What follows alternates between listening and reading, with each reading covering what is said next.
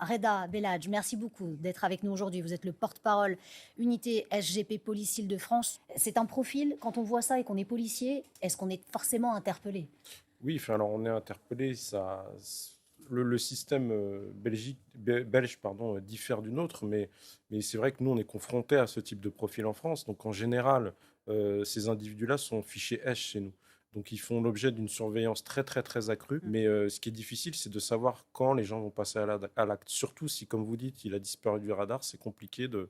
D'où l'importance, en tout cas en France, d'avoir ce De la fiche fameux S. fichier S qui vous permet d'avoir des informations à chaque fois qu'un service de police va croiser l'individu, va procéder à son contrôle de manière inopinée. Vous allez le contrôler, vous allez avoir une fiche de conduite à tenir.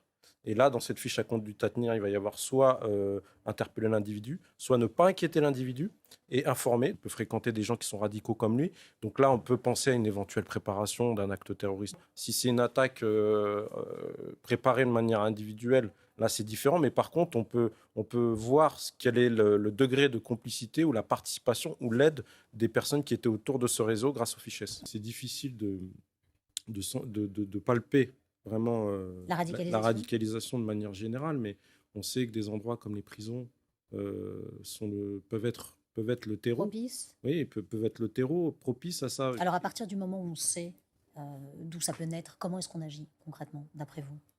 On agit comme on l'a fait, nous, parce qu'à une époque, en tout cas pour nous, les services de police, on avait une problématique sur des mosquées ou des salles de prière radicalisées. Et des individus étaient endoctrinés et allaient faire le djihad en Syrie. Nous, au niveau de la police nationale, on a fait un gros travail en matière de lutte contre la circulation des armes. Et là où c'est important, c'est encore, on est arrivé, c'est à démanteler les quartiers. Il faut qu'on reprenne, nous, policiers, sur la voie publique aussi, au-delà des services de renseignement. Pour vous, il y a des quartiers à reprendre aujourd'hui? Ah oui, on le voit avec Marseille, avec le trafic de stupes. Vous voyez bien qu'à chaque fois qu'il y a un homicide, si les individus, en général, ils utilisent une Kalachnikov. Il a été contrôlé la veille, pourtant on ne pouvait pas l'interpeller, parce que pour interpeller, il faut... Parce qu'un cadre juridique, tout simplement. Pour justement que ces fiches S soient efficaces, il faut pouvoir contrôler régulièrement ces individus pour pouvoir les situer dans l'espace et dans le temps.